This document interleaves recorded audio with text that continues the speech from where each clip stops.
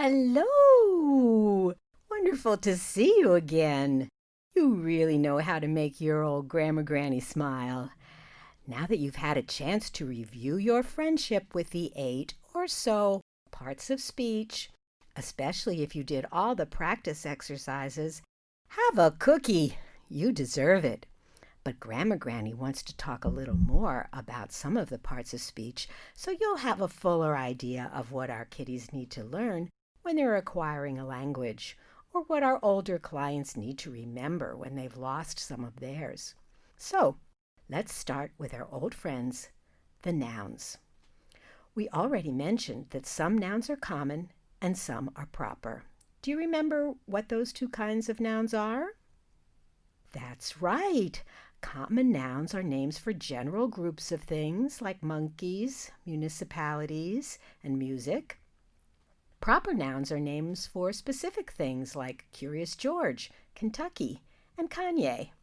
And we always write them with a capital letter. That kind of gives them away, at least when we read them. Take a few minutes and make a list for yourself of 5 common and 5 proper nouns. You can stop the video while you do it. Did you get 5 of each?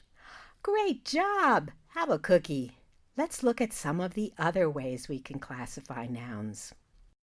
Now, if any of you are planning to be audiologists, you might be interested in this next pair, simple and compound nouns. Simple is what most nouns are. They have just one morpheme like nose or nitwit. But compound nouns are made up of 2 words or morphemes that are put together, like the spondee words that are used in hearing testing. These are words like cupcake or baseball. Now, not all compound words are spondees, of course.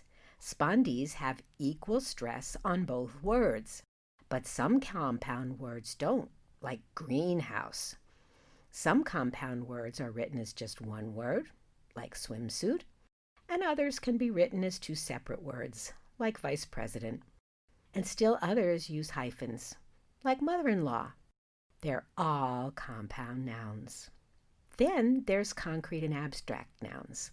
Concrete nouns talk about physical, tangible things like concrete, or bricks, or shoes. Abstract nouns refer to things we can't detect with our 5 senses, things like ideas and emotions. These classes are important because almost all the nouns kiddos learn first are concrete. But when they get to school age, they need to talk and understand more about abstract concepts. And many kiddos with language problems are so far behind in learning the concrete nouns that by the time they are in school, they still aren't ready to pick up the more difficult abstract ideas that teachers talk about, like respect, discipline, or science. We know kiddies with language problems have more trouble learning any kind of words, and they rely on seeing the connections between what people are looking at and pointing to and the objects words refer to. Abstract nouns don't have any physical thing they go with, so there are many fewer cues to what they mean. When the teacher says, we're going to be learning about gravity in science, gravity makes this pencil fall when I drop it, the kids with language problems will have a lot more trouble figuring out what the teacher means. As SLPs, we often need to help kiddos with language and learning problems get ready to learn what the teacher is teaching by helping them become familiar with some of the abstract nouns as part of our intervention. So it's good to know what kinds of words to be on the lookout for. Mass and count nouns are another pair that give kiddos with language disorders problems. Mass nouns are for things that don't have individual parts, a shape, or a boundary. They usually don't have plural forms, so they're words like baggage, oxygen, or French. As you can see, mass nouns can be either common or proper, either concrete or abstract. Count nouns are made up of elements or units that we can count, like letters, minutes, or pizzas. Count nouns can be either concrete or abstract too, but not usually proper. These are important for us because mass and count nouns have different with different kinds of words. Count nouns can be modified by the word many. So we can say too many pizzas, too many waffles. But mass nouns only use much. So we say too much baggage or too much freedom. Mass nouns can't go along with these, those, every, each, either, or neither. But count nouns can. Again, kiddies with language problems sometimes don't sort out these rules as soon as kids with typical language do, and they sometimes need help with them. Another type of noun is the collective noun. These are words that name a group that acts like a unit, like a jury or an audience or a staff. One other thing you should know about nouns, my dears, is that they have a few different forms. Now, lots of languages have gender for nouns, some being male and some female, and some languages have a neuter gender too. So in French, a kitchen chair is female, une chaise, but an armchair is male, un fauteuil. Gender doesn't make a lot of sense in most languages. In English, we barely have it, only for a few words like he, him, his, her, hers, it, and its. Still, kiddos with language problems often have trouble sorting these gendered words out in English and may continue to make mistakes on them after typical kids have gotten them straight. Even English has other forms for nouns, though. One is number. Nouns can be either singular or plural. We said before that nouns generally have poo with plural endings, although we know that some mass nouns don't.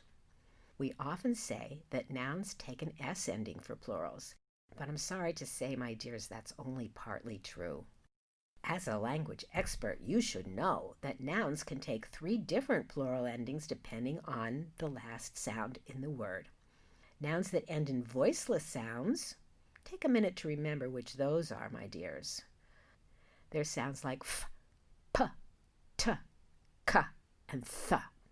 They take the voiceless S plural, as in cats.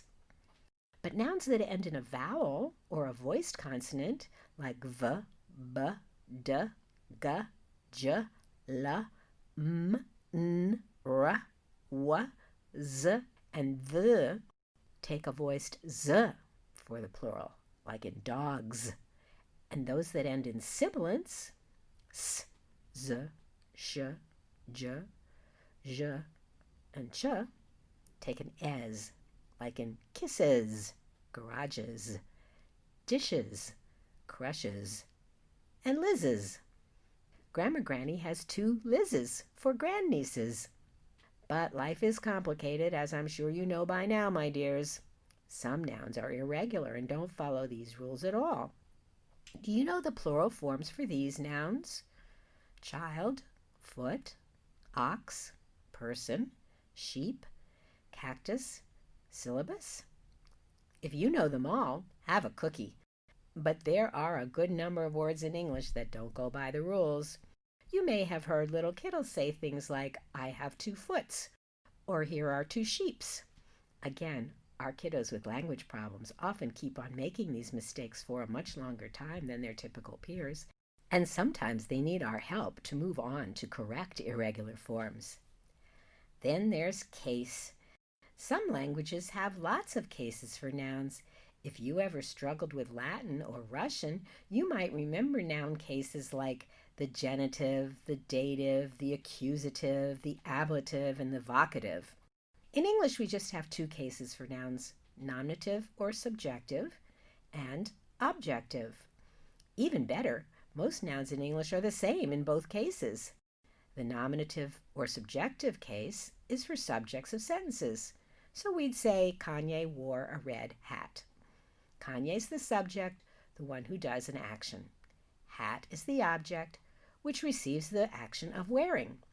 But even if we changed those roles in the sentence and said the hat flung by the protester hit Kanye, where hat is now the subject and Kanye is the object of the action hit, still the forms of Kanye and hat don't change. We don't use any grammatical morphemes, to show what role they play in the sentence. English does most of that with word order. But there are a few words that still have subjective and objective forms, and they're mostly pronouns. So he is a nominative pronoun and him is objective. We don't say him is wearing a hat. We say he is. We say it looks good on him in the objective case because here him is the object of the preposition on. Same for she and her. She is wearing a scarf, not her is. It looks good on her, not good on she. Well, my dears, you probably need a cookie by now, but you know a lot about nouns. It's a good idea to practice what we've been talking about so it sticks. So take a look at slide 7 and see if you can do some of the exercises there. Come and see Grammar Granny again real soon.